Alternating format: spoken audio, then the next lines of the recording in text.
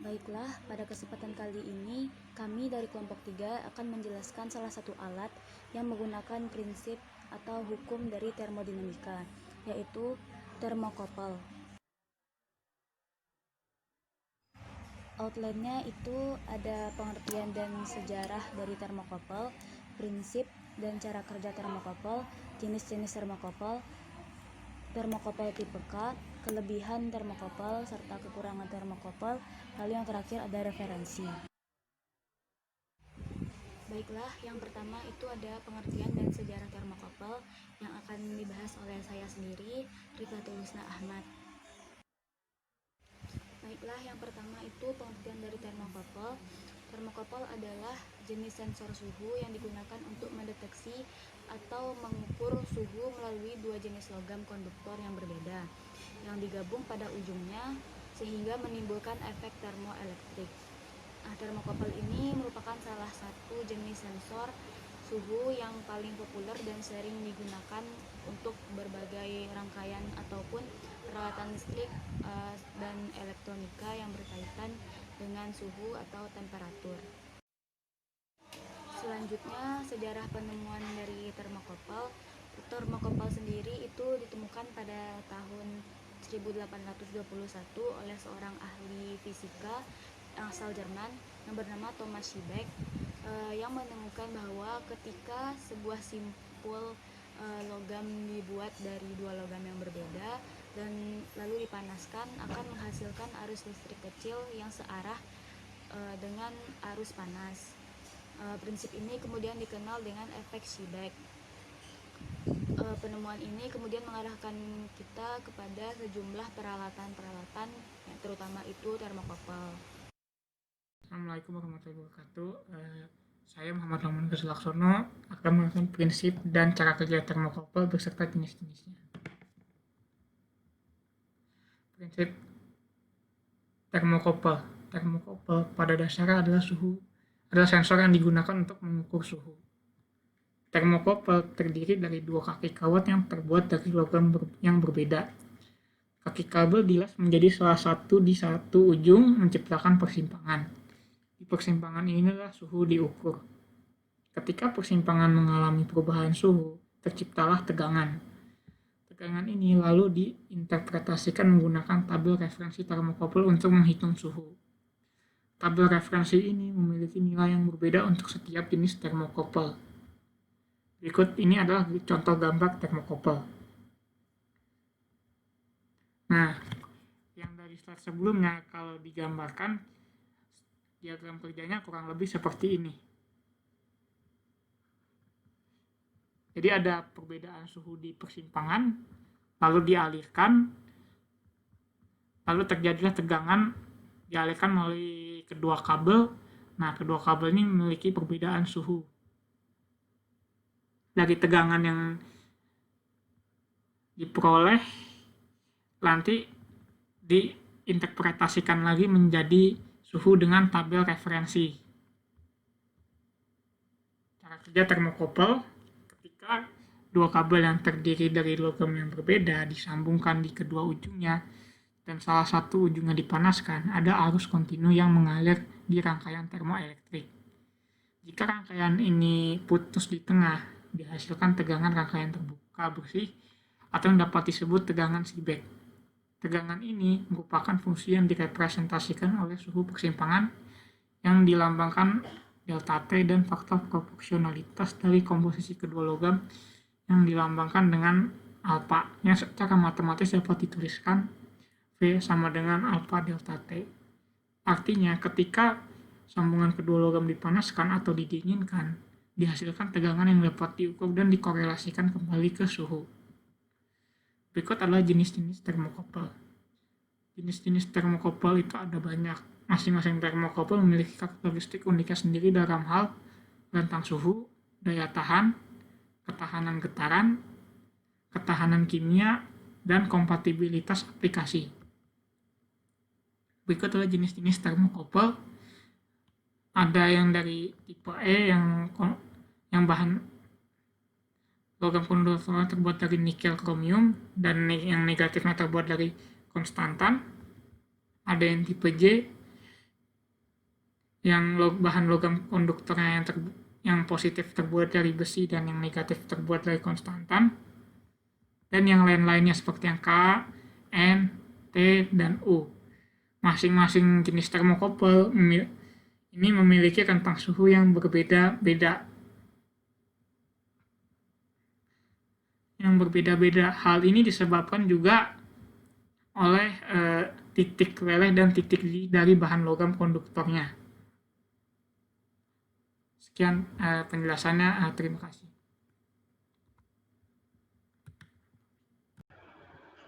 Assalamualaikum warahmatullahi wabarakatuh. Nama saya Ahmad Riki Matutorang. Saya akan menjelaskan mengenai efek termoelektrik yang digunakan pada termokouple. Dari ketiga efek termoelektrik, yaitu efek Seebeck, efek Peltier, dan efek Thomson, yang digunakan pada termokouple yaitu efek Seebeck.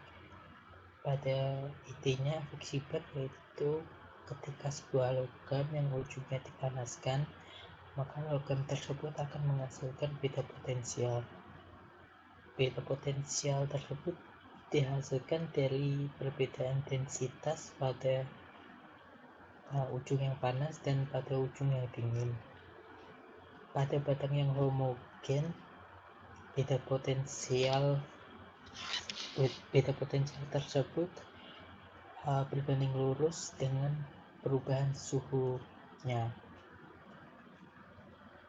Dan jika pada slab, perubahan beda potensial tersebut berbanding lurus dengan suhunya dikali dengan koefisien absolut Seebeck-nya. Pada dua buah batang yang berbeda jenis seperti yang digunakan pada termokouple, maka koefisien Seebeck gabungan tersebut merupakan selisih dari koefisien Seebeck logam masing-masing. Beda potensial tersebut dapat didekati menggunakan Taylor, yaitu beda potensial sama dengan A0 plus A1 dikali suhu atau theta ditambah koefisien A2 dikali suhu kuadrat. Terima kasih. Oke semuanya, terima kasih atas kesempatan yang telah diberikan. Perkenalkan, nama saya Raka Kartika Sari. Saya akan melanjutkan tentang materi termokouple yang telah kelompok kami diskusikan gitu. Jadi sebelumnya sudah dijelaskan bahwa termokouple itu memiliki banyak tipe, seperti ada tipe J, tipe E, tipe T, tipe N, seperti itu ya. Nah, untuk selanjutnya saya akan menjelaskan tentang tipe K. Kenapa sih tipe K ini yang kita ambil untuk kami jelaskan secara lebih dalam gitu ya. Jadi tipe K ini yang sebelumnya udah dijelaskan kan itu udah ada bahan-bahannya ya. Jadi ada jenis-jenis, ada tabel di situ tentang jenis-jenis termokouple. Yaitu tipe K itu yang berasal dari nikel korium untuk positifnya, dan di bagian negatifnya dibuat dari bahan logam konduktor yaitu nikel aluminium gitu ya. Nah selanjutnya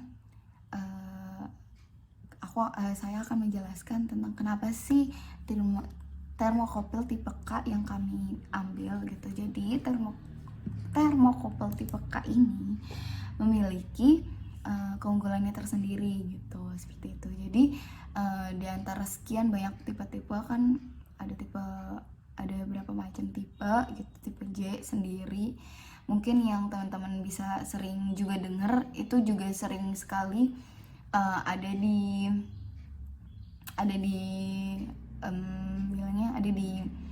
umum ya, maksudnya secara umum itu termokouple tipe J juga sering kan digunakan, tapi mungkin keunggulannya juga berbeda dengan tipe K gitu ya. Jadi tipe K sendiri ini memiliki keunggulan yaitu sensor tipe K, termokopel tipe K ini memiliki banyak sensor tipe gitu ya. Nah, makanya itu kenapa banyak digunakan karena banyak, jadi itu hukum ekonomi ya gitu. Karena dia memiliki jangkauan yang luas gitu kan. Jadi maksudnya dia bisa digunakan untuk suhu yang rendah sekalipun atau suhu yang tinggi sekalipun gitu. Karena orang awam memiliki cari aja yang praktis gitu kan. Nah, jadi otomatis akan diproduksi atau dibuat secara lebih banyak untuk tipe K ini gitu. Makanya karena tipe K ini dibuat secara banyak di umum gitu ya, tersebar di pasaran, makanya harganya itu murah juga gitu. Jadi karena harganya murah, jadi otomatis kita sebagai orang awam akan memilih itu kan. Jadi makanya keunggulannya itu adalah karena sensor tipe ini banyak dan banyak digunakan juga, maka harganya itu jadi murah. Nah, selain harganya murah, tipe K ini memiliki temperatur yang sangat luas gitu. Tadi sudah saya singgung sebelumnya. Nah, temperatur tipe K ini bisa dipakai dengan suhu yang rendah, yaitu minus 200 derajat Celcius sampai dengan suhu tertingginya adalah 1200 gitu, kurang lebih 1200 Celcius. Nah, di sini ada gambar tentang termokopel tipe K yang ada di pasaran gitu. Jadi modelnya seperti ini ya. Temperaturnya mungkin udah dibahas yang di sebelumnya tentang termokopel tipe jenis-jenis termokopel seperti itu. Kurang lebih sih sebenarnya sama aja, seperti yang bentuk fisiknya itu sama aja seperti yang lain gitu. Nah, di sini termokopel tuh sebelumnya tadi sudah saya singgung, termokopel tipe K ini memiliki batas dari minus 200 derajat Celcius atau sampai dengan 1200 atau kurang lebih ya 1250 lah gitu. Range-nya seperti itu gitu. Nah, tipe K ini awal mulanya tuh dikembangkan atau ditemukan oleh Mr. Elmers of Holskin CO gitu ditemukan pada Amerika Serikat atau dikembangkan di Amerika Serikat pada tahun 1906 gitu. Dan sejak saat itu mulai dikembangkan termokopel tipe K ini seperti itu.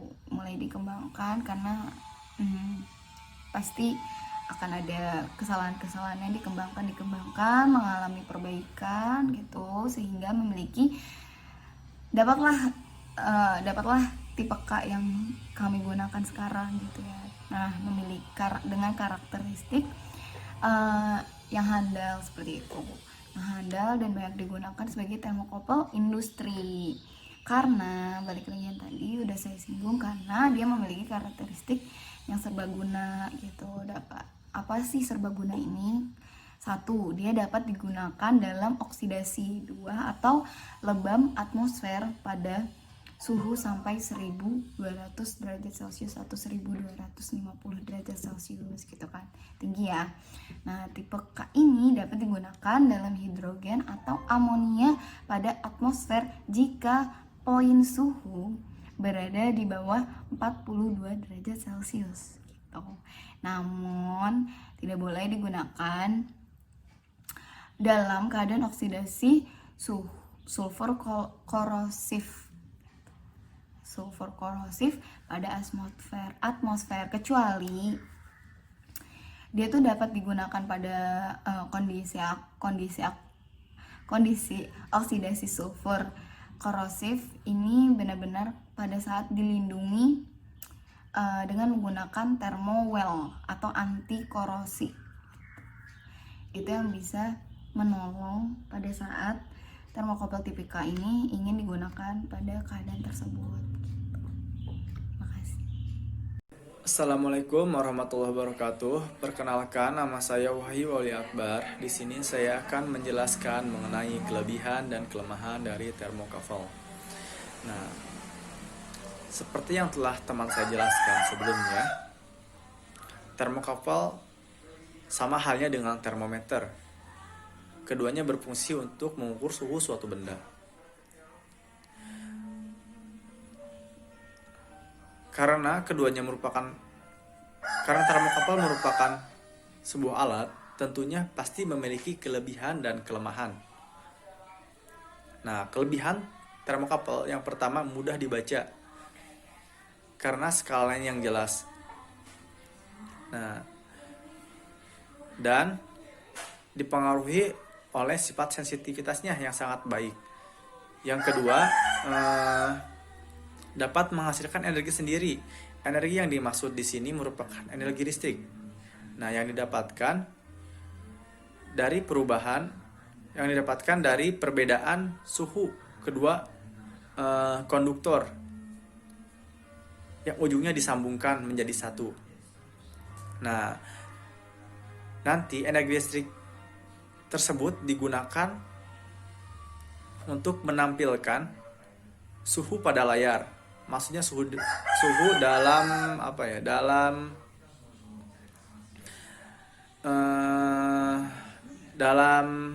dalam bentuk digital gitu.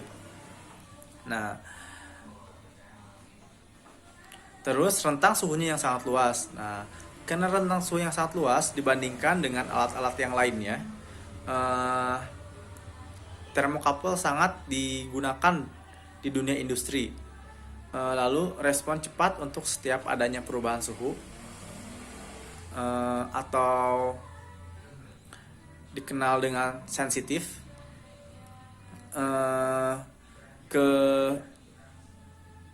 Kelima, akurasi yang tepat dalam pengukuran suhu karena sifat sensitifnya tadi. Yang ketujuh, yang keenam, baik digunakan untuk pengukuran variasi suhu. Yang ke-8, termokouple tidak mudah rusak dan tahan lama. Nah, jadi tadi kenapa dunia industri sangat banyak menggunakan termokouple sebagai solusinya, karena dia tahan lama dan dan tidak mudah rusak, sehingga biaya produksi yang dikeluarkan oleh perusahaan tidak begitu banyak. Lalu kelemahan termokouple, yang pertama, kalibrasi yang sulit. Nah, karena sifat sensitifnya tadi,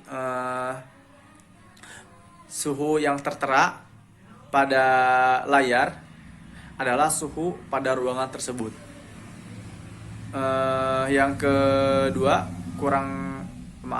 tidak tercantumkan untuk kelemahan ya, kurang sensitif, salah masukkan. Yang ketiga, memerlukan referensi. Nah, jadi memerlukan referensi di sini untuk mengkalibrasi. Yang ketiga, kurang stabil. Nah, kurang stabil di sini karena karena sifat sensitifnya yang sangat besar, yang sangat baik. Jadi ketika ada perubahan lingkungan atau perubahan eksternal yang tidak diinginkan,